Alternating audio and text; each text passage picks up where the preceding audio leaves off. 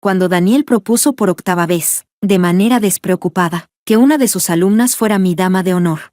Sonreí y acepté. Ana seguía a Daniel a todas partes, como si fuera un accesorio colgado de él. Incluso estuvo presente el día que me probé el vestido de novia, balanceándose del brazo de Daniel. Dijo con voz mimosa: «Profesor, ¿puedo llevar este vestido de dama de honor?». Daniel dijo que quería respetar mi opinión, pero aún así aceptó con indulgencia. Miré el vestido de dama de honor que ella había elegido, más lujoso que mi propio vestido de novia, y sonreí con suavidad. Claro, Ana se ve más hermosa con ese. Después de todo, la protagonista de esta boda nunca iba a ser yo. En 3 días, me iría al extranjero a estudiar. Capítulo 1. Daniel había sido, en el pasado, un estudiante pobre patrocinado por mi familia. Antes de que mi familia quebrara, lo apoyamos económicamente hasta que obtuvo su doctorado, y luego incluso invertimos dinero para ayudarlo a crear su propio grupo de investigación. No nos decepcionó, de un prodigio de exámenes de un pequeño pueblo a profesor universitario. Todo le salió bien, exitoso y reconocido, admirado por todos. A los ojos de los demás, Daniel era la inversión más exitosa que mi padre había hecho jamás. Después de la quiebra de mi familia, cumplió su promesa y se casó conmigo, dispuesto a garantizarme una vida sin preocupaciones materiales. Pero yo sabía perfectamente que todo aquello no era más que el último encargo de mis padres antes de morir. Y Daniel no podía dejar de lado su orgullo. Casarse conmigo era solo una forma de pagar una deuda de gratitud. Más de una vez, completamente borracho, se quejó de que este matrimonio lo había encadenado, pero cuando estaba sobrio, me miraba con ternura delante de los demás y decía que sería mi único apoyo en esta vida. Mientras divagaba, escuché la voz melosa de Ana fuera del probador. «Hermana mayor no se enfadará, ¿verdad?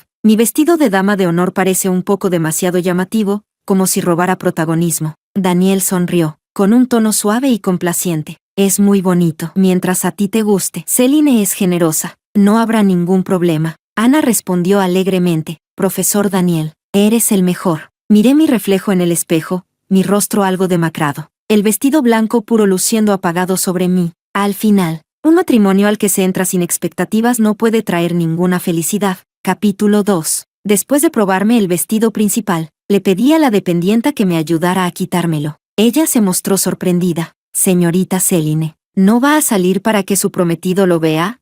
Sonreí. «No es necesario. Daniel tampoco estaría esperando verme con el vestido de novia». No quería decepcionarme una vez más a través de su mirada. Al salir, Ana estaba bromeando con Daniel, quejándose de que su vestido le quedaba demasiado ajustado y le resultaba incómodo. Daniel bromeó: «Yo creo que has estado comiendo demasiado últimamente. ¿Todo el presupuesto del proyecto lo gastaste en snacks? Tu compañero mayor incluso se quejó de que la mesa del laboratorio estaba llena de migas de papas fritas. Seguro fue esta pequeña glotona». Ana dio un pisotón y respondió con un puchero: «Para nada. Últimamente hasta he bajado de peso. Si no me crees, toca mi cintura». Los dos coqueteaban sin ningún pudor, como si no hubiera nadie más alrededor. Incluso las dependientas se quedaron boquiabiertas y luego me lanzaron miradas llenas de lástima. Solo cuando salí Daniel reaccionó: «¿Ya terminaste? ¡Qué rápido!». «Sí, el de recién está bien. Tengo algo más que hacer. Me voy primero». Ana dijo de inmediato: «Céline, ¿estás enfadada?». «Perdón, de verdad no quise robarte protagonismo hoy». «Lo siento». Antes de que pudiera responder, Daniel frunció el ceño con molestia. «¿De qué te disculpas? No hiciste nada malo». Luego, con el rostro serio, se volvió hacia mí y espetó: «Céline, he notado que últimamente estás cada vez más rara. Tu carácter empeora día a día. Si al menos fueras un poco más dócil conmigo». «¿Ser dócil?». Daniel debe de haber olvidado que durante todos estos años he sido dócil demasiadas veces en su casa, tantas que incluso llegué a olvidar que, hace 5 años, ambos nos graduamos como estudiantes de posgrado de universidades 985. Después, cuando mi familia sufrió una desgracia, mis padres, queriendo asegurarme un respaldo para el resto de mi vida, apelaron a la gratitud pasada y obligaron a Daniel a aceptar casarse conmigo. Durante 5 años, con el título de prometida, me encargué de todo para él. Antes de morir, mi padre incluso le confió la empresa por completo. Mi familia invirtió demasiado en él. El costo hundido fue tan grande que en su momento sentí que no podía marcharme, pero más tarde, a medida que la fama de Daniel crecía y su valor se disparaba, se convirtió en el soltero dorado más codiciado entre los profesores universitarios. Cuando mencionó sin darse cuenta que una nueva estudiante de posgrado, vivaz y llena de energía, se había unido a su grupo, y sugirió que Ana fuera mi dama de honor. Por fin desperté. Daniel no quería que lo tacharan de ingrato, así que cumplió el compromiso a regañadientes, pero al final, una deuda de gratitud así nunca puede sostenerse en el tiempo.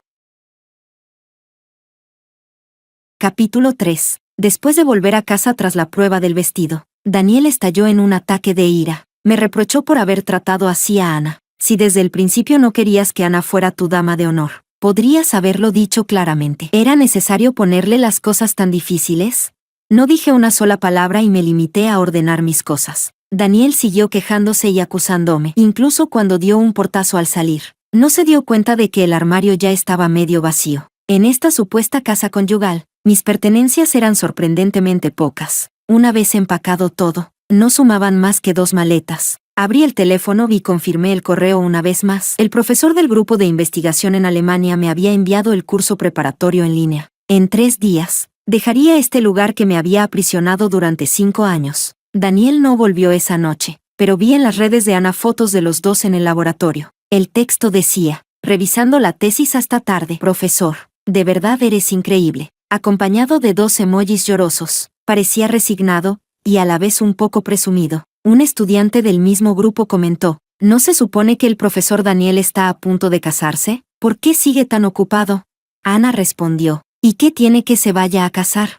Sonreí, apagué el teléfono y me fui a dormir. Capítulo 4. A la mañana siguiente fui al cementerio a visitar las tumbas de mis padres. Me arrodillé frente a las lápidas y me incliné 3 veces. Vuestra hija es desobediente. Temo que voy a ir en contra de vuestros últimos deseos. En la foto en blanco y negro, mi madre sonreía con dulzura y bondad. Recordé cómo, en su lecho de muerte, me había tomado la mano, queriendo decir algo pero deteniéndose una y otra vez. Al final, dejarme sola en este mundo le dejó demasiados arrepentimientos. Por la tarde fui al centro comercial a comprar artículos necesarios para estudiar en el extranjero. Cuando regresé a casa, ya eran las 9 de la noche. Daniel no había vuelto. La casa estaba fría y desierta. Lo llamé por teléfono. Del otro lado llegó una voz impaciente. Es el cumpleaños de Ana. Esta noche no vuelvo. Abrí la boca, queriendo preguntarle si sabía que hoy era el aniversario de la muerte de mis padres. Pero cuando las palabras llegaron a mis labios, sentí que no tenía sentido. Así que respondí con suavidad: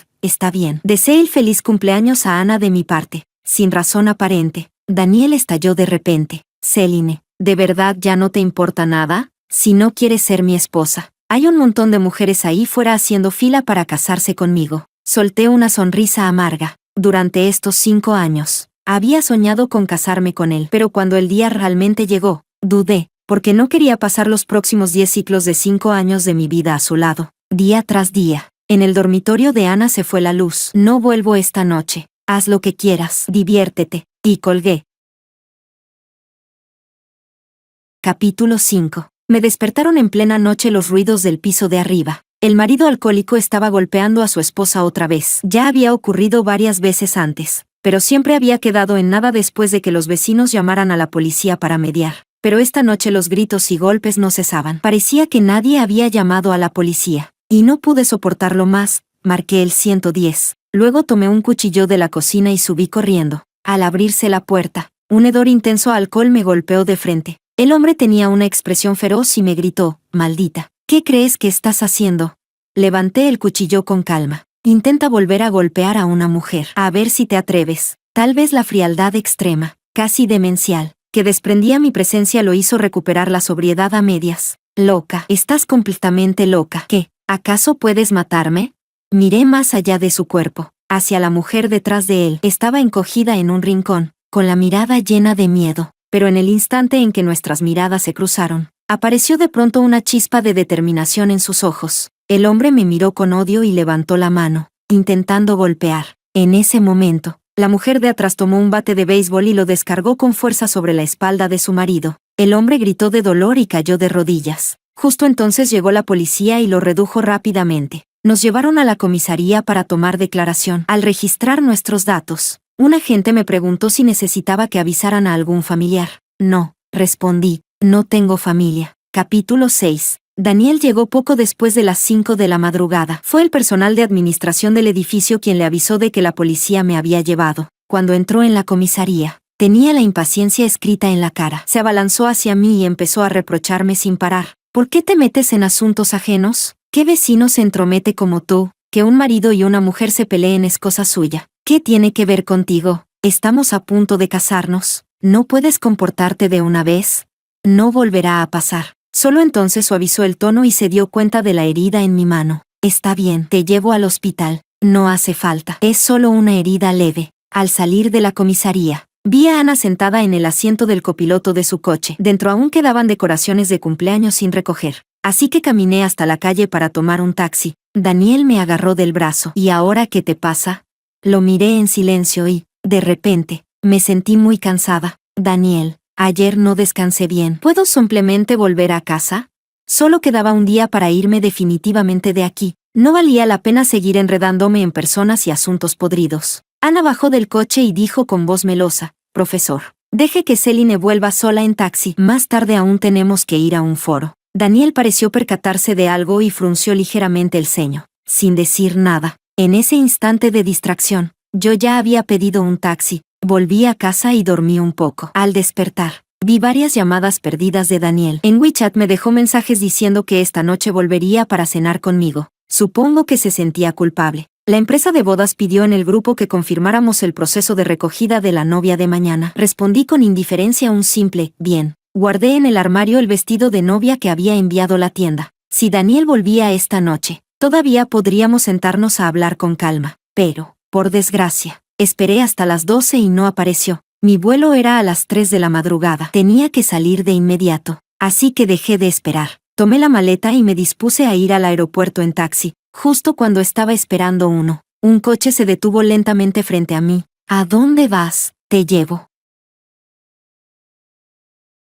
Capítulo 7. La ventanilla del coche bajó, dejando ver un rostro cubierto de heridas. La mujer del piso de arriba, la que sufría violencia doméstica, me dedicó una sonrisa más dolorosa que el llanto. Hubo un accidente en la avenida Nanui. El tráfico está bloqueado. Si pides un coche ahora, tendrás que esperar al menos media hora. Miró mi equipaje y dijo con calma, al aeropuerto, ¿verdad? Bajó del coche, metió mi maleta en el maletero y luego abrió la puerta del asiento del copiloto, indicándome que subiera. Dudé un momento y luego entré en el coche. Su habilidad al volante era extraordinaria. Evitó las circunvalaciones congestionadas. No subió a los pasos elevados y en solo una hora me llevó al aeropuerto. Al bajar, me deseó buen viaje. Extendí los brazos y la abracé. Ella apoyó la cabeza en mi hombro y me dijo que se llamaba Lily, y que había sido una de las mejores pilotos de carreras femeninas de Jiangchen la noche anterior. Si yo no hubiera aparecido, pensaba morir junto con su marido violento. Tú y yo no deberíamos quedarnos atrapadas aquí. Después de decir eso, Lily subió al coche y se marchó. 8 horas después, el avión aterrizó en Alemania. En cuanto encendí el teléfono, recibí una llamada de Daniel. Con furia, me exigió saber a dónde había ido. La caravana nupcial estaba esperando abajo como un grupo de idiotas. Todos los invitados ya están en el hotel. ¿Cómo se supone que le explique esto a la gente? Escuché la voz de Ana al otro lado del teléfono. ¿Cómo puede Celine ser tan irresponsable? ¿No está dejando a todos en ridículo? Profesor, no se preocupe. Enseguida pensaré en una solución. ¿Pensar en una solución? Con ese vestido de dama de honor más exagerado que el de la novia. ¿No eres tú la novia perfecta? Daniel, terminemos. Hubo 3 segundos de silencio al otro lado, seguidos por el estallido furioso de Daniel. Celine, ¿me estás tomando el pelo?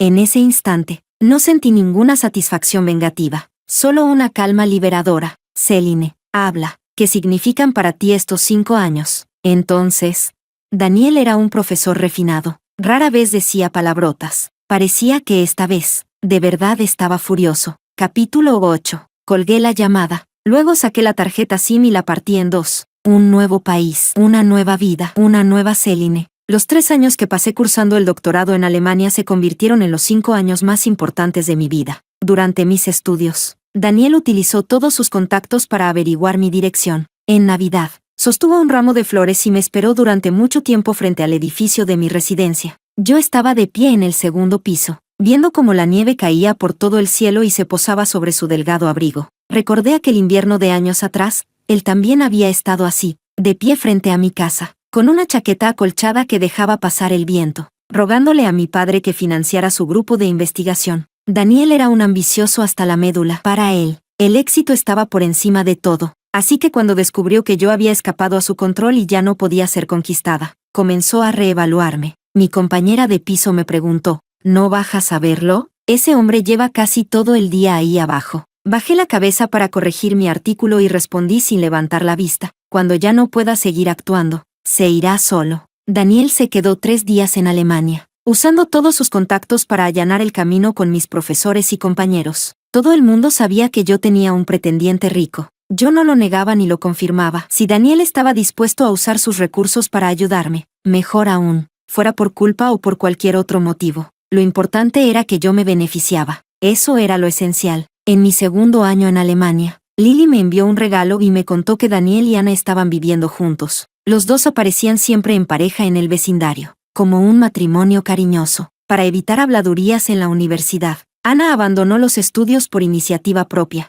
Renunciar al posgrado fue, probablemente, la decisión más estúpida que tomaría en toda su vida. Miré las fotos que Lily me envió. Ana sujetaba el brazo de Daniel, con el rostro lleno de felicidad y dulzura. Ella creía haber encontrado el amor verdadero, uno por el que valía la pena sacrificar su futuro.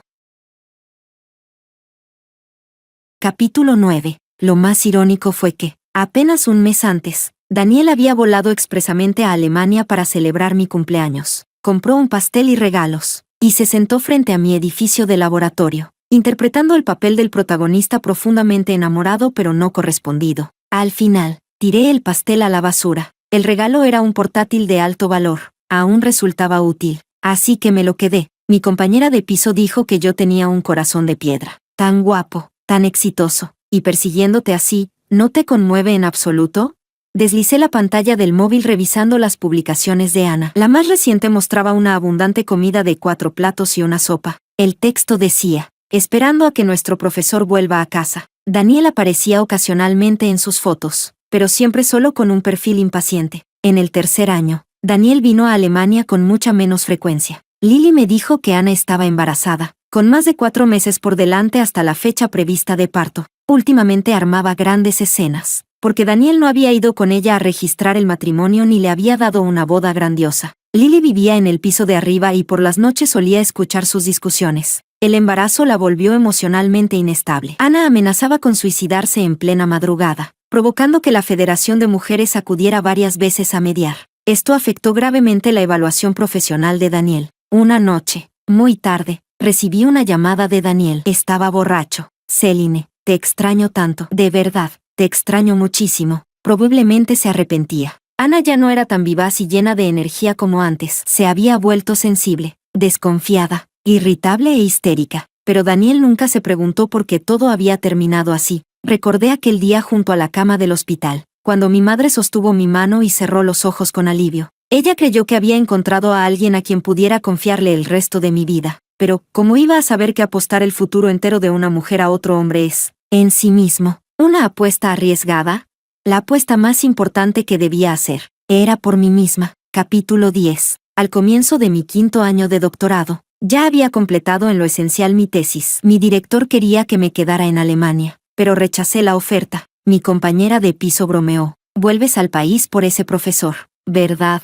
Sonreí y asentí. Claro que volvía por Daniel. Después de todo, la empresa de mis padres seguía en sus manos. Esa empresa biotecnológica, yo aún poseía el 50% de las acciones. Era la dote que mis padres me habían dejado. Durante estos años, Daniel había gestionado la empresa muy bien. Por eso, debía agradecérselo. El día que regresé al país, Lily vino a recogerme al aeropuerto, igual que 5 años atrás, cuando me despidió diciéndome que ninguna de las dos debía quedarse atrapada allí. Se había cortado el pelo corto y vestía un traje de carreras impecable. Del retrovisor colgaba un recuerdo de su campeonato de rally. En estos 5 años, había logrado divorciarse y cumplir el sueño que tenía desde joven. El año pasado, una persona bondadosa me transfirió una suma de dinero para patrocinar la compra de este coche. Mis dedos acariciaron suavemente su recuerdo de campeona. ¿De verdad? Entonces sí que tuviste suerte. Ella giró la cabeza hacia mí y sonreímos mutuamente. Ya te alquilé un piso. Puedes mudarte directamente. Gracias. El apartamento era excelente, amplio, luminoso y muy cerca de la Universidad de Jian. De pie en el balcón, Lily me pasó una lata de cerveza. ¿Y ahora cuáles son tus planes?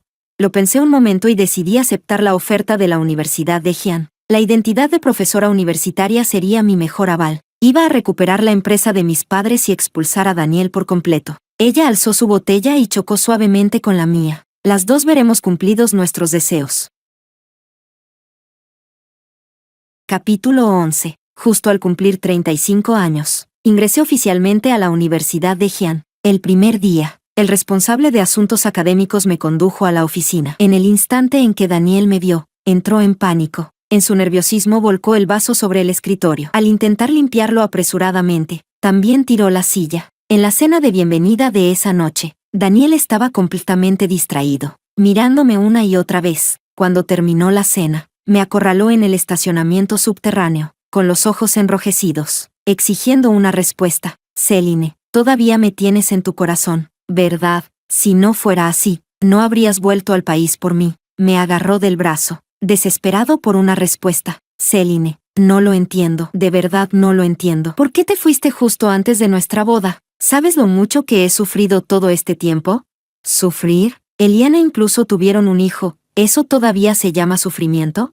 Me acerqué un poco más. Las pupilas de Daniel se contrajeron de golpe. Me miró aturdido, tragando saliva de forma instintiva. Daniel, si no puedes entenderlo, entonces muérete. Después de decir eso, me solté de su agarre y me giré, justo a tiempo para ver a Ana llegar con el niño en brazos, viniendo a revisarlo. En cuanto me vio, sus emociones se desbordaron por completo. Céline, han pasado tantos años. ¿Por qué sigues sin dejar a Daniel en paz? Fuiste tú quien lo abandonó primero, y ahora vuelves descaradamente a enredarte con él. Ana había cambiado mucho. Solo tenía 28 años, pero el cansancio en su rostro le daba una sensación de desgaste impropia de su edad. El niño no dejaba de llorar. Ella lo calmó hasta quedar exhausta, y finalmente se desplomó en el suelo, rompiendo a llorar. Todos me acosan. Céline, ojalá mueras miserablemente. La miré con frialdad. Ana nunca entendería que robarse a un hombre es lo más inútil del mundo. Lo que las mujeres realmente deberían hacer es competir con los hombres por el poder, el estatus y los recursos. Y ese era el verdadero motivo de mi regreso.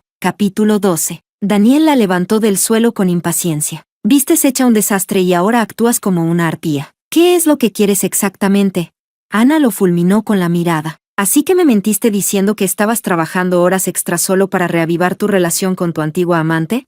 Daniel, no lo olvides, fuiste tú quien dijo que le gustaban los niños. Me jugué la vida para dar a luz a Xiaobao. Estuve a punto de morir. Además, abandoné mis estudios por ti. Todo lo que hice fue por ti, ingrato. Ana sacó a relucir una tras otra las cosas del pasado, enumerándolas todas, porque esos eran sus costos hundidos. Había sacrificado demasiado por un hombre, pero olvidó lo más importante. Los costos hundidos no deben influir en las decisiones cruciales. Todo lo que había pagado nunca debió convertirse en una carga que obstaculizara nuevas decisiones. Como hombre que había ascendido desde lo más bajo, Daniel detestaba que le recordaran su pasado. Le rugió a Ana que se callara. Si te sientes agraviada, lárgate ahora mismo. Llévate al niño. No lo quiero. En el instante en que dijo eso, Ana se quedó paralizada, apretando los dientes. Dijo, Daniel, ¿todavía eres humano?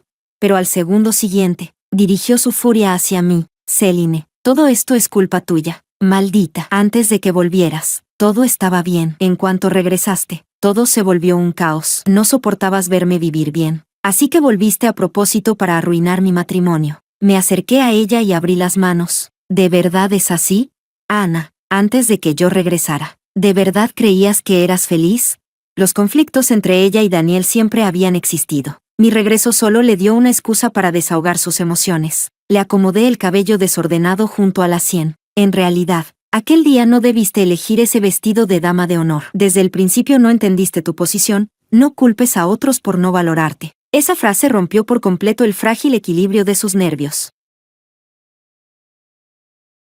Capítulo 13. Después de ese día, Ana comenzó a aparecer con frecuencia en la universidad. Cargaba al niño y esperaba a Daniel fuera del aula cuando terminaba de dar clase, presentándose ante sus alumnos como la esposa del profesor. Bajo las miradas extrañas de los estudiantes, declaraba con orgullo que era la legítima esposa de Daniel. Buscaba todo tipo de excusas para ir al laboratorio a vigilar. Se forzaba a participar en nuestras reuniones académicas. Revisaba el teléfono de Daniel a horas fijas todos los días y supervisaba si él me escribía a escondidas. Esta serie de comportamientos casi demenciales terminó por hacer estallar a Daniel. Ya no pudo mantener la imagen de profesor refinado y comenzó a gritar e insultar delante de toda la oficina. El niño en brazos de Ana se asustó y rompió a llorar desconsoladamente. Daniel, no pido nada más, solo quiero un reconocimiento legal. Ella sabía que no podía atar el corazón de ese hombre, así que quería atarlo con el matrimonio. El asunto alarmó al decano, quien intervino para mediar y ordenó a Daniel tomarse 2 meses de descanso para resolver sus asuntos familiares antes de volver al trabajo.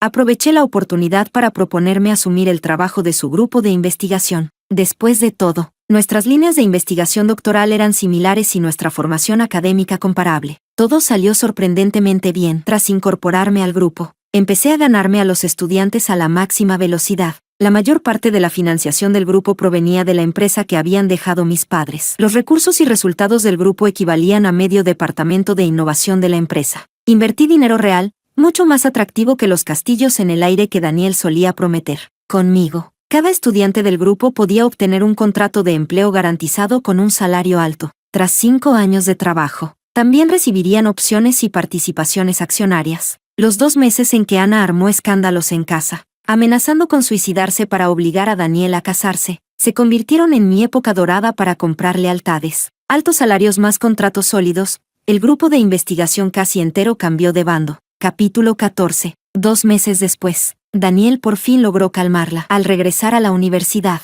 se dio cuenta de que las miradas que la gente le dirigía estaban cargadas de distancia. Solo entonces percibió, con retraso, que algo no iba bien. Cambié la reunión del grupo al viernes y ese día, a propósito, no lo invité a cenar. Cuando Daniel se dio cuenta y corrió al reservado para pedir explicaciones, envié deliberadamente a Ana una foto suya en el lugar. Una mujer en crisis ve amenazas por todas partes. En menos de 10 minutos, apareció allí con el niño en brazos, dentro del reservado. Lo miré con una sonrisa y hablé de forma deliberadamente ambigua. Profesor, después de todo, también somos viejos conocidos. ¿Cómo es que en una ocasión como esta ha traído a su familia? El rostro de Daniel pasó del verde al blanco. Tras contenerse un buen rato, dijo finalmente, Ana, llévate primero al niño a casa. Yo me encargo de esto aquí y luego vuelvo. Ana respondió con sarcasmo. ¿Estoy estorbando vuestro reencuentro con viejos sentimientos? Ya de mal humor por haber perdido el control del grupo de investigación, Daniel dijo con frialdad, si no tienes nada mejor que hacer, ve a buscarte un trabajo. No estés buscando problemas a cada rato. Ana explotó al oír eso. ¿Ahora me desprecias por no trabajar? ¿Quién fue el que dijo que me mantendría toda la vida cuando estaba dando a luz? Había 7 u 8 estudiantes en el reservado, todos con la cabeza baja mientras escuchaban con avidez el chisme. Al perder la cara delante de sus alumnos, Daniel se enfureció aún más. Ana, ya te lo he advertido muchas veces. Si sigues armando escenas así, lárgate. Yo intervine como mediadora comprensiva, hablando con suavidad. Profesor, no se enoje. Ella solo actúa así porque le importa demasiado. ¿Por qué no vuelve a casa y pasa tiempo con su esposa y su hijo? Yo me encargaré del grupo de investigación. No habrá grandes problemas. Daniel me miró fijamente. Era un hombre inteligente. Sabía perfectamente lo que yo pretendía. Céline, de verdad has cambiado mucho. Claro que he cambiado. Capítulo 15. Mi familia pasó 15 años formando a Daniel, con la intención original de que estuviera a mi servicio. Simplemente me tomó 5 años comprenderlo de verdad. En este juego, yo era la protagonista principal. Daniel y Ana no eran más que escalones en mi camino hacia la meta. El ambiente en el reservado se volvió insoportablemente tenso. En un arranque de ira, Daniel abandonó a Ana y al niño y se marchó. Ana se quedó allí, de pie, sosteniendo al bebé, sin saber qué hacer. Pagué la cuenta del reservado y luego la llevé sola al de al lado. En realidad, no es imposible que consigas que Daniel esté a tu lado toda la vida. Ahora tiene poder y dinero. Así que naturalmente no te toma en serio ni a ti ni al niño. Pero si deja de ser profesor y se convierte en un hombre corriente, entonces será el padre de tu hijo y tu marido. Los ojos de Ana se iluminaron ligeramente. Parecía entender lo que yo insinuaba, aunque aún dudaba. Tus peleas sin importancia solo consiguen enfurecerlo, pero no afectan a sus intereses fundamentales. Me agaché un poco para quedar a su altura y mirarla a los ojos. Tú sabes lo que hay que hacer, ¿verdad? Una semana después, una carta de denuncia llegó a la oficina de educación de Jiangchen. El contenido incluía, entre otras cosas, que el profesor asociado de biología Daniel tenía un hijo fuera del matrimonio, retenía pagos laborales a los miembros del grupo y se apropiaba de fondos de actividades bajo nombres falsos. La denuncia era detallada, coherente y bien fundamentada. Aunque el decano intentó encubrirlo, Daniel fue despedido. A partir de entonces, si quería volver a trabajar en una universidad, solo podría hacerlo mediante contratos externos, sin plaza oficial. Capítulo 16. Daniel estuvo abatido en casa durante mucho tiempo. La más feliz fue Ana. Volvió a cuidar de su marido con una atención minuciosa, recuperando así su sentido de valor y existencia. Sus redes sociales se animaron de nuevo. Mientras tanto, yo ya había tomado por completo el control de todos los recursos del grupo de investigación de Daniel. Cada día estaba tan ocupada que no tenía tiempo para preocuparme por nadie más. Asistía a seminarios académicos de alto nivel para promocionar mi empresa y, a finales de año, fui ascendida con éxito a profesora asociada. El éxito profesional traía consigo una satisfacción espiritual incomparable, hasta que Lily me recordó que Daniel había vendido el gran apartamento del centro y que nadie sabía qué planeaba hacer. Para entonces, ya debería haberse dado cuenta de que la persona que realmente arruinó su carrera fui yo. Odiarme era inevitable. El último día antes de las vacaciones de verano, Daniel pasó la tarjeta de acceso del laboratorio y entró. Yo estaba guiando a los estudiantes en un experimento. Había adelgazado mucho y dijo con calma que quería hablar. Miré la hora y dejé que todos terminaran antes, enviándolos de regreso a sus dormitorios. Daniel me miró, con los ojos inyectados en sangre. Céline, ¿te hace feliz vengarte de mí? Apagué la centrifugadora que zumbaba y saqué las muestras de sangre. La separación de capas era perfecta. La venganza no me da demasiado placer. El éxito, sí, apretó los dientes. Todo lo que tienes ahora es mío. Me robaste lo que me pertenecía. Daniel, ¿quién le robó a quién? Eso lo sabes muy bien. Mi familia lo formó como sucesor. Las expectativas de mi padre hacia él incluso superaban las que tenía sobre mí. Le confiamos la empresa. Financiamos su grupo de investigación y durante 15 años de estudios pusimos dinero y esfuerzo sin escatimar jamás. ¿Por qué los hombres consideran todo eso tan naturalmente como algo debido? Incluso durante los 5 años en los que me quedé a su lado, soportándolo todo, jamás mencionó la gratitud que debía a mi familia.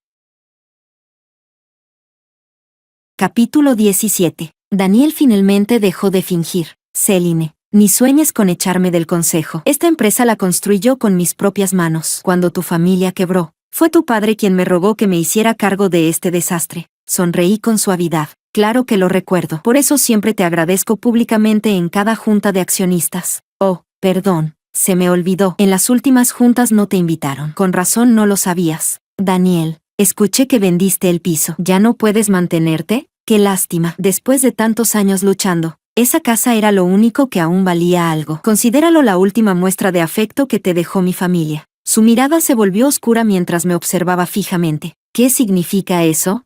Cuando asumiste la dirección del grupo, ¿no leíste el contrato que te dio mi padre? Las acciones y opciones que tenía solo te daban derecho a dividendos. Al salir de la empresa, no te llevas ni un centavo. Después de pagar la hipoteca de ese piso con los dividendos y su salario de profesor, probablemente no le quedaba casi nada. Ahora, estás completamente fuera del juego. Lo dije sonriendo. Él estalló por completo. Su mano cayó con fuerza, dándome una bofetada. El sonido fue seco y claro. No esquivé el golpe. Dejé que la comisura de mis labios se abriera y sangrara. Daniel, deberías haberlo sabido desde el principio, si vives a costa de otros. Más te vale tener la actitud correcta. Deberías haber estado agradecido a mi familia, en lugar de coquetear con Ana y tener una aventura delante de mis narices. Qué pena. Casi 40 años y al final no conseguiste nada. Perdió totalmente el control. Me agarró del cuello con ambas manos y me maldijo llamándome una mujer venenosa. Mientras forcejeábamos, rompí el tubo de ensayo de vidrio sobre la mesa y clavé los fragmentos con fuerza en el dorso de su mano, al mismo tiempo que accionaba la alarma contra incendios. Solo entonces Daniel reaccionó y huyó aterrorizado. El vidrio cortó mi palma y la sangre corrió por mi brazo.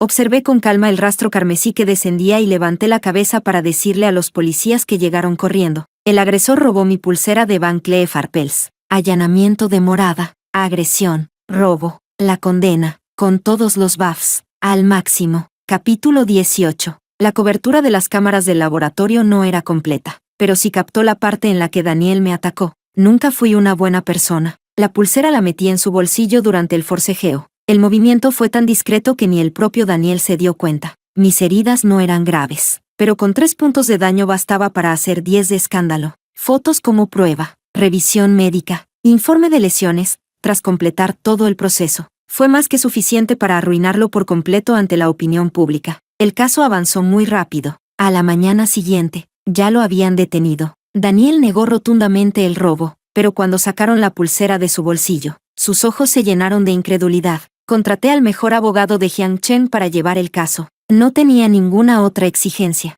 Solo quería que se pudriera en la cárcel. Durante la detención, Ana vino a mi empresa con el niño en brazos, suplicándome una y otra vez que retirara la demanda contra Daniel. En apenas unos años, había pasado de ser una universitaria joven y luminosa a una mujer resentida y desagradable. Retirar la demanda es imposible, dije con frialdad. Será mejor que reces para que antes de que tu hijo sea adulto, al menos pueda ver a su padre salir de prisión. Ana se volvió loca y se abalanzó sobre mí intentando golpearme, pero los guardias de seguridad la detuvieron. Céline, ¿de verdad tienes un corazón tan cruel? Al fin y al cabo, fueron pareja, ¿tienes que llevarlo hasta la destrucción total? Solté una risa helada. Si lo amas tanto, llévate al niño y acompáñalo en la cárcel. En este mundo hay muy poca gente que devuelva los favores con gratitud. Lo que abunda son los miserables, que olvidan en cuanto ven. Antes del juicio, fui una vez al centro de detención para ver a Daniel. Su estado mental era inestable. Agarraba las rejas y me gritaba como un loco, preguntando por qué quería arruinarlo. Levanté la mano y le mostré la herida. Esto lo aprendí de ti. En el laboratorio, hubo un instante en el que realmente quiso matarme. Me odiaba, quería matarme. ¿Por qué iba yo a tener piedad? Además, solo le regalé más de 10 años de prisión. No le quité la vida. Debería estar agradecido. Daniel, ¿recuerdas lo que le prometiste a mi padre aquel año cuando suplicabas por fondos? De repente, estalló en una carcajada demente. Tu familia me crió como a un perro. Tu padre me entrenó como a uno. ¿No era todo para que yo te lamiera las botas?